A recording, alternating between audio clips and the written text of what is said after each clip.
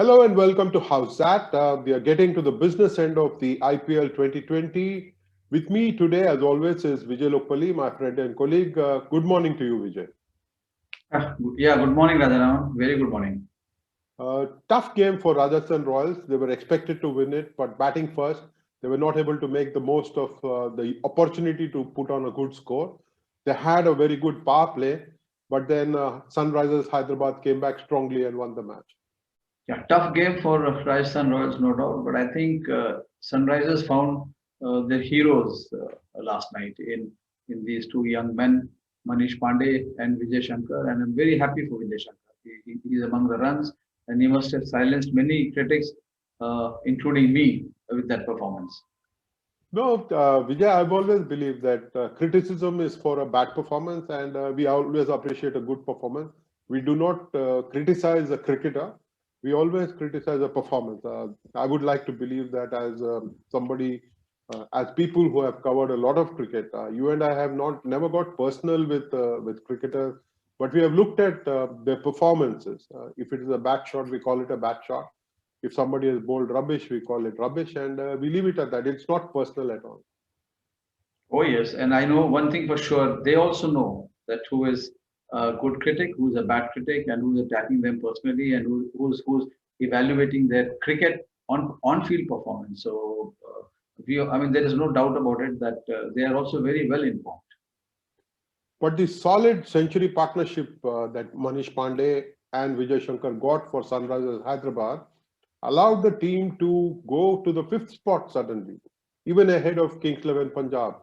The table is getting exciting. To be honest, I did not expect Sunrisers Hyderabad to bounce back like this, but it was good to see two young Indian cricketers play the way they did and get the team to victory. Yeah, it was very good to see Vijay Shankar and Manish Pandey get among the runs. There were some moments when people they must have caused anxiety in the dressing room, especially Vijay Shankar when he was not able to put the ball away. But then he was biding his time. He knew what he was doing. He was supporting Manish Pandey, who was batting so fluently. And then eventually Vijay got runs against Jofra Archer. So he was justified in his approach. But I think they were very lucky that Steve Smith did not bowl Jofra Archer a third over. He bowled a magnificent spell with the new ball.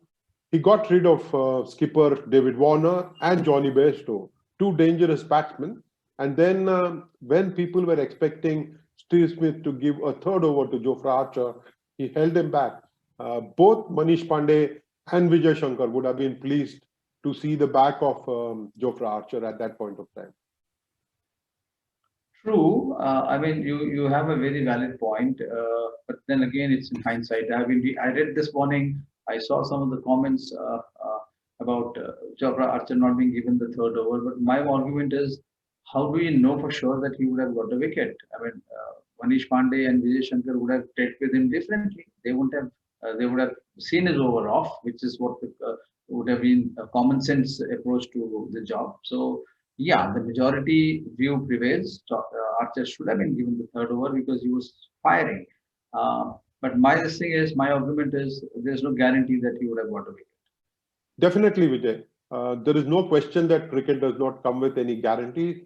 But the way he was bowling, the rhythm he had built up from the very first ball, I think the very sight of David Warner really fired him on. And to see David Warner take strike would have motivated him to bowl the four best deliveries at the beginning of the inning. And the way he was bowling, watch what Andrew McDonald has to say this last night. it's always going to be the position that's debated, isn't it? That clearly, that was a decision for the captain to make there, to hold him back, and one more wicket would have been nice, but also they may have just defended that over and taken one over out of Jofra, which we could have used through the middle and the back end. So unfortunately, we probably didn't have enough contributors with the ball to maintain the pressure throughout the sort of back end of the power play, and then they batted extremely well through the middle overs as well. I thought Manash and Vijay batted extremely well. So that partnership, anytime there's a partnership of two significant scores, you're less likely to lose the game. So I thought they played outstandingly well and absorbed that pressure from that early onslaught of Jofra. It would have been great to watch him bowl against the two young Indian batsmen and for them to take him on at that point of time, maybe to see him off. Then again, the manner in which Manish Pandey batted, very positive, very aggressive at certain points of time, very clear about what he was going to do, did augur well for Sunrisers Hyderabad. Oh yes, and Manish Pandey batted as I have known him to bat. Obviously, you also would have known him to bat. He was unruffled. The best thing is he has some very innovative strokes. If you see how he gets into position and he understands how to bisect the field, he is very good in reading the field positions and playing those shots against any bowler.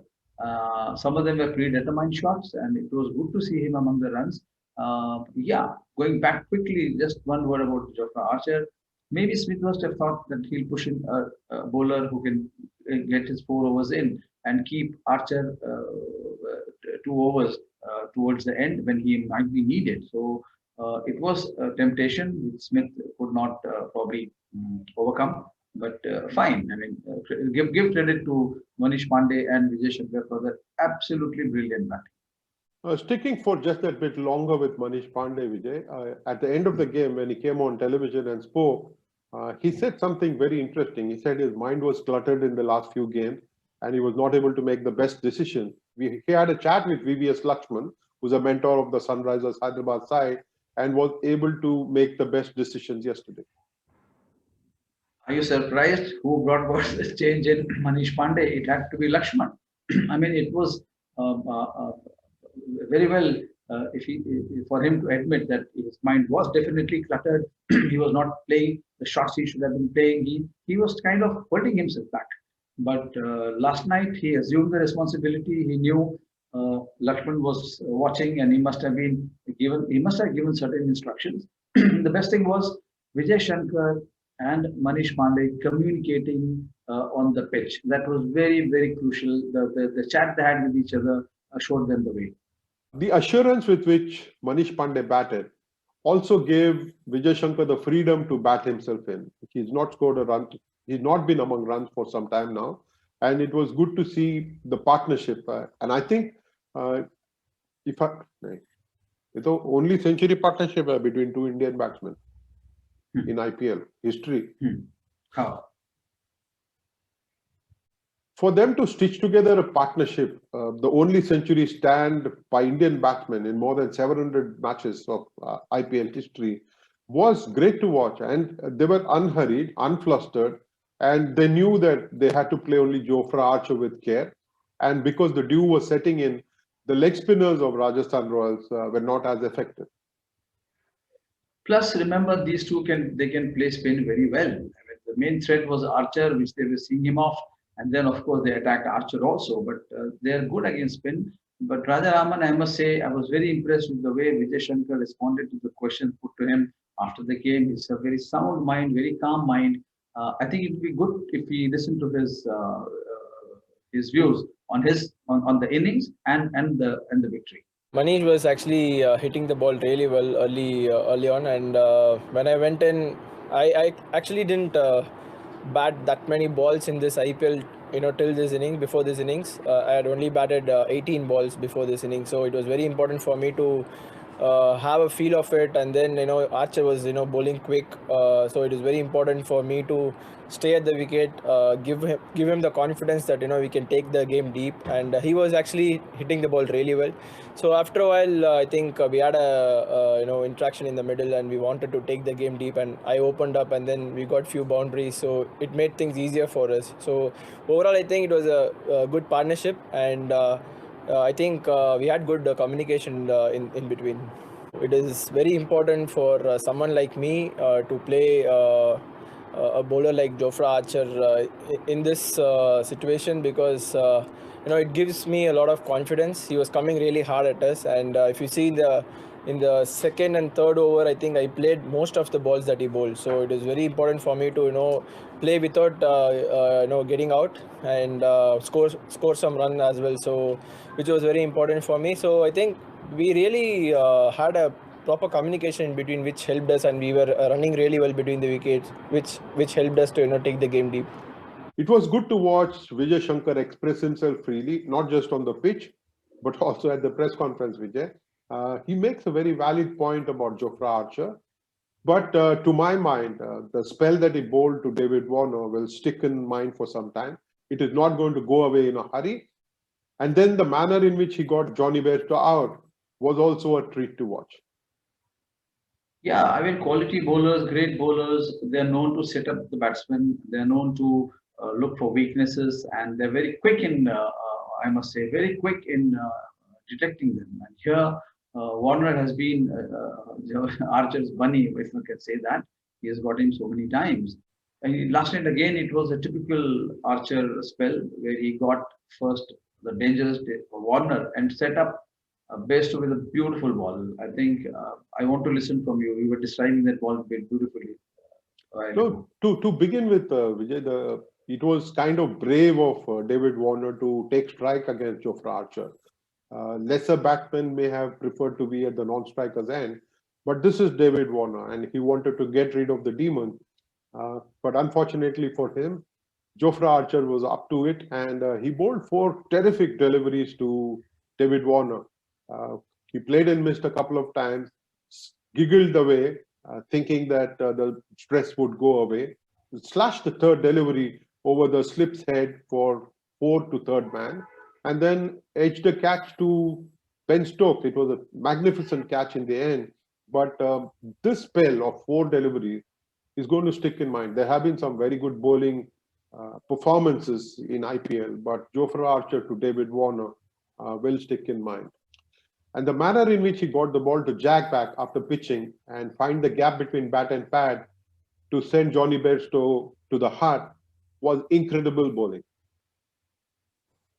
I think that is what fast bowling is about, and that is what quality bowling is about. I mean, even if it comes for a brief file in a T20 game, one should we must enjoy it, because we have seen many such. These spells are normally seen in test matches where extended battle between the batsman and the bowler. But here, small battle but memorable. Vijay, unfortunately for Rajasthan Royals, which we favored to win yesterday, did not have the bowling support for Jofra Archer. And then it was all over because Manish Pandey and Vijay Shankar countered the other bowlers very, very effectively. Yes, I would give credit to the 2 batsmen. I mean, they may have Archer may have form support, may not have form support. Is definitely part of our discussion. But please understand that Manish Pandey and Vijay Shankar were in absolute control, and if you sit back and reflect, probably the best partnership of the tournament so far. We have seen a few, but then, as you point out, even the partnership that Mayank Agarwal and KL Rahul get together, this has to be right up there as one of the best in the tournament so far. Not just because they got a century stand, but also because the manner in which they got it. I think they were in absolute control and on top of the bowling. And when Jofra Archer came back for his second spell, they knew what exactly to do to him. And it was a different ball game altogether. Vijay, one of the reasons why the match fizzled out as a contest was also because Rajasthan Royals did not put up a good score on the board. They had a good time in power play, scoring more than 45 runs. And then were not able to build on that and ended up with just 154 below par for that track, especially given the fact that dew was setting in. Yeah, but my dear friend, if it was 180, the Sunrisers approach would have been different. Please try to understand that. Here, they knew the target was this, so they must have planned accordingly. Otherwise, if say it was they were chasing 180, 190, Vijay Shankar would have come and attacked right away. He wouldn't have taken time to settle down and give support to Manish Pandey. Manish Pandey would have played far more aggressively. there would have been changes in the batting order. Maybe Holder would have come up. So it is fine. It was a good contest, but it was taken away by Vijay Shankar's intelligent approach. The point I was making, Vijay, was about how Rajasthan Royals batsmen let go of an opportunity to put up a better score on the board than just 154. Not one of them went past 36. Sanju Samson made 36. Nearly every batsman got a start, but was not able to kick on to a big score. And when this happens, it is going to hurt the team. Yeah, I concede. I mean, you definitely have a valid point, but there will be. See, this is what cricket is about. You know, if everything works in your favor, you would be always winning. You wouldn't be ever losing. So, yes, the batsmen got two good starts. They should have carried on, and maybe they would have fallen 20-30 runs short. But my philosophy is that if you may say 30 runs short, and still if they win it, you may then again say another 20 runs short. So there is no end to it. Of course, there is no end to such debates, Vijay, but you have to give credit to the Sunrisers Hyderabad bowlers. After a bit of a pasting at the start of the innings with Ben Stokes and Sanju Samson scoring at a fast clip, they came back pretty strongly. To see Jason Holder finish with 3 wickets in the end. But Rashid Khan and Vijay Shankar also contributed in stifling the Rajasthan Royals batsmen. Yes, Vijay Shankar again played a big role there. Rashid Khan is proving to be, I think he may end up as the best bowler of the tournament. He's been consistent. He's been commanding respect in every game, leaving his mark. And look at Holder. I mean, he comes back and gets into a game after a long time, and he takes to it as if he has been playing right through the tournament. Vijay, it's about time that we bring in North Stand Gang Mumbai, our partners in crime, so to say. The kind of questions that they ask us are fascinating. And here is Gitesh Jetwa speaking about Rajasthan Royals and putting us in a spot. Considering the on-paper team which Rajasthan Royals have, but still their performance is not up to the par. So what do you think is the major factor regarding this? Is this the captaincy which Smith is pursuing, or is it the batting order which needs to be checked and reshuffled properly to make the team proceed ahead? Thank you, Gitesh, for your very well thought question. I think Rajasthan Royals has a very simple thing to do: win remaining 3 matches, and expect someone like Ben Stokes to explode. Because he is the kind of player who can take away the match from the opponent on his individual strength. But Rajaraman, do you think it's going to be an easy job? I mean, winning all the remaining 3 matches for Rajasthan Royals? There has to be some out-of-the-box thinking, Vijay. No question about it. Steve Smith perhaps has to go back at the top of the order. Ben Stokes has not contributed as much as he can. And perhaps they can use him as a finisher now rather than as an opening batsman, and see if it brings about any change in fortune for them. They have got 3 tough games. They have got Mumbai Indians to begin with. And then they have got 2 competitors, Kings XI Punjab and Kolkata Knight Riders, 2 competitors for that 4th slot. It's not going to be an easy job, and they're going to rue this loss to Sunrisers Hyderabad. Yes, you are absolutely right. Intense race for the playoffs. Let us enjoy whatever the Rajasthan Royals will do in their remaining matches. Vijay, it might be right if we watch what Andrew McDonald has to say last night. Yeah, sure. Well, the challenge is pretty clear. It's win 3 in a row, and then see where our net run rate's at. I'm still thinking that the potential of 7 wins will get you through. Generally speaking, most years that happens. 8 obviously secures you that qualification. We have no option for 8. We've only got an option for 7. So it's about us continuing to prepare, continuing to believe that we are good enough, and we've shown throughout this tournament that we've played the cricket that can compete with the best, and not only compete with the best but win games. And I'll be encouraging the guys to really let the shackles off and forge ahead for these last 3 games. And you never know, and that's the attitude. And I think teams that have nothing to lose can be quite dangerous at the back end of the tournament. So we'll be looking to be one of those teams, and I'm sure there's a few logging up for that sort of 4th spot as well. I think everyone potentially still alive. CSK, whilst they're on the bottom, are still a mathematical chance of making it. So it's going to be an intriguing back end of the IPL, and we want to be a part of that finals business. So we'll be doing our damnedest to get there. And even though Sunrisers Hyderabad is right now in the 5th spot and challenging other teams for that 4th place in the playoff, it is going to be a tough road ahead for them because they've got 4 of the best teams in the tournament lined up against them in the coming matches. Not going to be an easy job, but the manner in which Sunrisers Hyderabad played yesterday may inspire confidence in the dressing room, as David Warner pointed out at the post-match interview. Yes, yes, yes. Please don't rule out because they have the firepower, and if they realize their potential, I'm sure it's going to be very, very exciting week ahead. I think they would have stumbled on to Jason Holder as a quality bowler and lending international quality to the attack. They sorely miss Bhuvaneshwar Kumar, and Jason Holder's coming may have just added that little bit of zing to the Hyderabad attack. Even though Natarajan seems to have lost some of his firepower, has conceded a few runs, Hyderabad should expect everybody to play at 100% to try and sneak into the playoff. We move on to tonight's game. It is Chennai Super Kings against Mumbai Indians. Chennai Super Kings back to the wall. Mumbai Indians comfortably placed.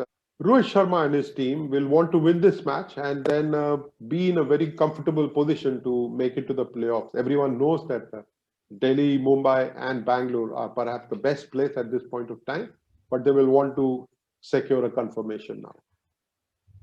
Yes, at the most, I think Chennai can look to spoil Mumbai's party by salvaging some respect, some reputation after all the flack they have been getting from the fans and the media and critics. But you can't rule out Mumbai Indians. They are on a song. They have a very good combination. So it's going to be tough for CSK to stop Mumbai Indians. Chennai Super Kings, of course, through Ravindra Jadeja, have promised that they will fight on. They have got an outside chance of making it to the playoff. And if they are fired by belief and can perform really well, they can surprise Mumbai Indians. They have got the ability to do that. But it does look like Mumbai Indians will come through tonight and secure a victory. Yeah, why not? I mean, CSK is probably the most consistent team of the IPL history, and you can't rule them out. And I only hope that if we get to see a close contest. With that hope, Vijay, I will take leave of you for today, and we'll be back with you tomorrow. Have a lovely day. Yeah, thank you very much. Thank you very much. It's been a lovely discussion. Thank you so much, Vijay. We'll be right back.